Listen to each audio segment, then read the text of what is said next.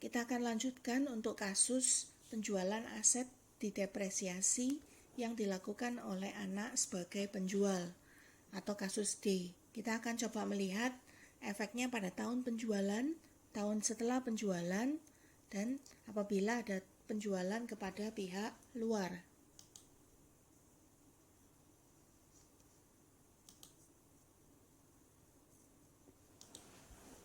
Dalam penjualan aset yang dapat didepresiasikan di mana penjualnya adalah anak atau upstream sales, efeknya kurang lebih sama. Jadi, anak sebagai penjual akan mencatat keuntungan atau kerugian. Kerugian apabila harga jualnya lebih rendah dibandingkan nilai bukunya. Nah, anak ini akan mencatat laba atau rugi yang disebut sebagai laba rugi belum direalisasi. Sehingga dalam menyiapkan laporan keuangan konsolidasi, prinsipnya akan sama, harus dieliminasi seperti yang dilakukan pada kasus-kasus sebelumnya. Nah, akan tetapi dalam menyiapkan laporan keuangan konsolidasi maupun dalam implementasi metode ekuitas, efek penghapusan laba rugi belum direalisasi ini akan berdampak tidak hanya pada anak tetapi juga pada induk dan laporan keuangan konsolidasi. Karena laba atau rugi ini belum direalisasi, maka induk akan menyesuaikan pendapatannya atau laba investasinya dengan cara menghapus atau mengurangi laba investasi dengan keuntungan yang belum direalisasi. Hanya saja bedanya hanya dihapus besar persentase kepemilikan yang dimilikinya atas anak, serta mengeliminasi atau menyesuaikan efek pengakuan bagian per bagian atas keuntungan hanya sebesar persentase yang diakuinya. Mengapa demikian? Saya coba akan menjelaskan pada soal berikutnya. Nah, lalu bagaimana sisanya? Sisanya akan kita sesuaikan ke pihak anak. Karena anak pihak NCI karena NCI menguasai sebagian kecil dari saham perusahaan anak. Coba kita perhatikan kasus ini. Dikatakan Pop membeli truk kendaraan ya dari anaknya yang dikuasai sahamnya sebesar 80%. Tanggal penjualan aset tetap tersebut adalah 1 Januari 2016. Jadi sama dengan soal sebelumnya. Nah, lalu dikatakan San melaporkan laba tahun 2016 sebesar 50.000.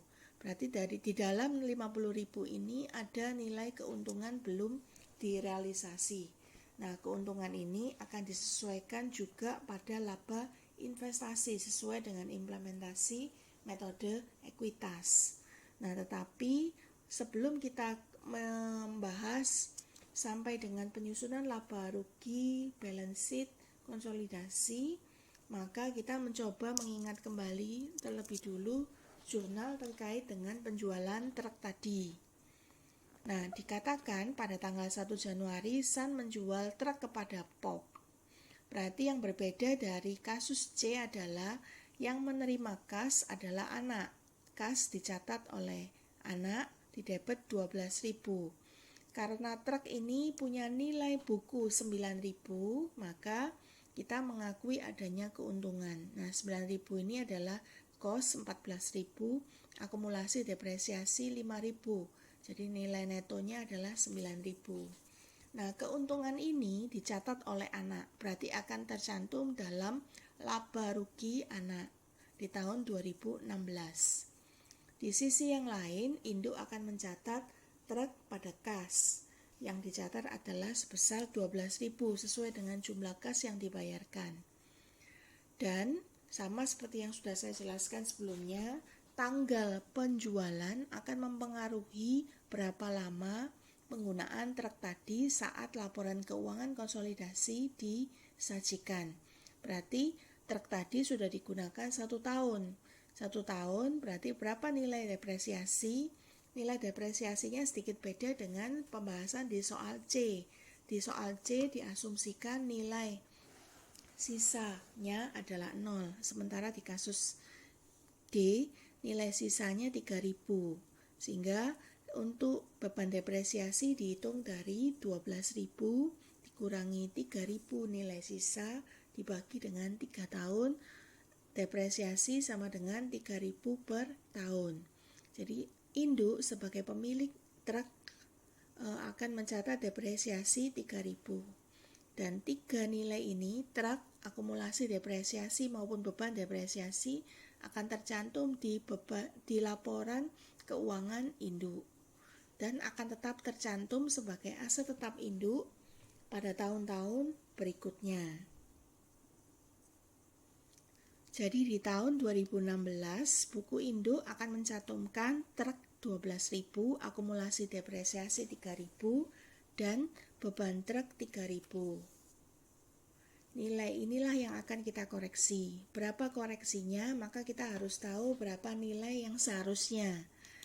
Karena ada keuntungan sebesar 9.000 yang dicatat oleh anak di tahun 2016, maka kita akan hapus 9.000 tadi dari laporan keuangan konsolidasi. Penghapusan ini menyebabkan nilai truk harusnya dikoreksi. Buku yang dicatat oleh induk harus diturunkan nilainya 9.000.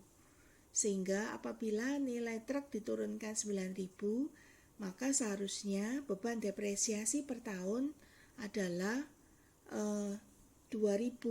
Jadi 2.000 dihitung dari 9.000 dikurangi dengan nilai sisa 3.000, 6.000 dibagi 3 tahun, berarti nilai depresiasinya harusnya 2.000 per tahun. Berarti bukan 3.000 ya, jadi harusnya dicantumkan 2.000, sehingga pada tahun 2016 akan dilakukan koreksi beban depresiasi sebesar 1.000. Akumulasi depresiasi juga akan dikoreksi sebesar 1.000. Sehingga jurnal yang akan dibuat adalah akumulasi depresiasi dihapus 1.000, gain dihapus sebesar 3.000, nilai truk dikembalikan sebesar nilai 3.000. Sementara income dari Sun itu nilainya hanya 38.400. Mengapa 38.400? Padahal dari kasus yang dikatakan pada kasus di buku BIMS ini, Sun melaporkan labanya 50.000. Mengapa kok hanya 38.400? Karena nilai 50.000 tadi harus dikoreksi dengan keuntungan yang dihapus. Coba kita lihat penjelasan di buku BIMS. Jadi hitungannya adalah, jadi income Sun yang nilainya 50.000 seperti biasa ya, karena POP hanya memiliki 80%, maka dicatat 50.000 kali 80.000 berarti 40.000. Karena gain on truck tidak boleh diakui sebesar 3.000, maka 30.000 ini tidak dibatalkan jurnalnya, akan tetapi dikoreksikan nilainya ke laba investasi yang diakui dari anak. Jadi dikurangi 3.000. Akan tetapi karena POP hanya memiliki 80% saham anak, maka koreksi yang dilakukan hanya 3.000 kali 80%, 2.400. Dan karena ada koreksi yang kedua ya terkait beban depresiasi, jadi dari sudut pandang POP, beban depresiasi yang dicatat oleh Sun bukan 3.000 seharusnya, tetapi 2.000. Berarti beban depresiasi menurut sudut pandang POP, beban depresiasi yang dicatat oleh Sun terlalu tinggi. Efek beban depresiasi yang terlalu tinggi adalah laba bersih Sun itu terlalu rendah. Jadi kalau terlalu rendah, maka kita koreksikan pada laba investasi. Laba investasinya dicatat sebesar 1000 kali 80%. Atau istilah di BIMS adalah ditambah dengan piecemeal recognition of gain because of depreciation expense. Nah, jadi harusnya kan koreksinya 1000, tetapi karena POP hanya menguasai 80% saham Sun, maka kita catat hanya 800. Jadi investment income yang diakui dari Sun adalah 38.900. Lalu bagaimana dengan 20% sisanya? Nah, 20% sisanya ini berarti akan berdampak pada penghitungan bagian laba untuk pihak non pengendali. Nah, jadi kita catat sebesar 50.000 kali 20%, dikurangi dengan 3.000 kali 20%, dan ditambah dengan 1.000 kali 20%. Jadi, Anda bisa lihat efeknya pada saat kita menyiapkan konsolidasi, non-controlling interest share-nya hanya 9.600. Demikian efek untuk tahun 2016. Ya, jadi jurnal C, D, dan E itu adalah jurnal yang sama seperti bab 4, akan tetapi dengan sedikit perbedaan penghitungan pada income from Sun dan non-controlling interest share. Untuk tahun berikutnya bagaimana? Untuk tahun berikutnya kita hanya fokus pada jurnal A dan jurnal B saja. Jurnal A dan jurnal B berarti kita lihat efeknya dari perhitungan ini. Di tahun kedua, anak sebagai pemilik laki-laki kan masih memiliki truk, berarti dia akan melakukan depresiasi. Depresiasi tahun kedua akan menyebabkan nilai akumulasi depresiasi adalah sebesar 6.000. Akan tetapi dari sudut pandang konsolidasi, nilai ini hanya 2 kali 2.000 saja atau 4.000. Jadi kita akan koreksi 2.000. Nilai truk tetap sama, kita koreksi sebesar 9.000, dan beban depresiasi tahun 2017 nilainya hanya 2.000, jadi kita koreksi 1.000. Jadi pada tahun 2017 nilai akumulasi depresiasi yang dikoreksi Anda bisa lihat pada jurnal A dan B, nilainya adalah sebesar 2.000. 1.000 untuk tahun 2017 dan 1.000 lagi untuk tahun 2016, efek tahun sebelumnya. Berarti di tahun 2018 ini tetap sama 1.000, dan untuk jurnal yang B, efek akumulasi depresiasi 2018 akan mencakup koreksi tahun 2017 dan 2016 2.000. Sehingga jurnal A dan jurnal B akan menyebabkan ada selisih pada selisih sebesar 2.000, jadi tidak balance sebesar 2.000.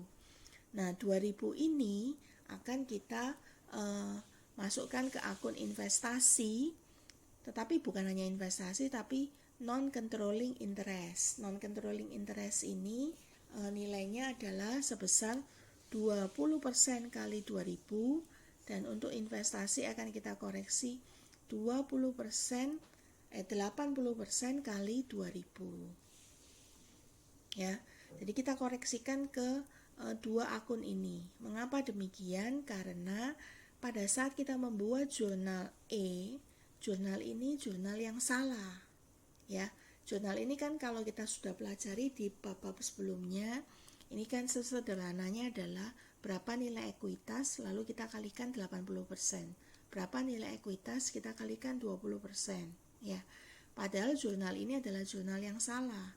Mengapa demikian? Karena efek tahun lalu seharusnya nilai investasinya tidak hanya 80% kali nilai ekuitas. Ada koreksi yang timbul akibat penghitungan laba tadi yang saya sebutkan tadi. Ya, jadi ada koreksi, harusnya nilainya berapa? Harusnya ini kan tahun 2016 akhir ya. 2016 akhir harusnya nilai investasinya adalah 400.000 ditambah 38.400.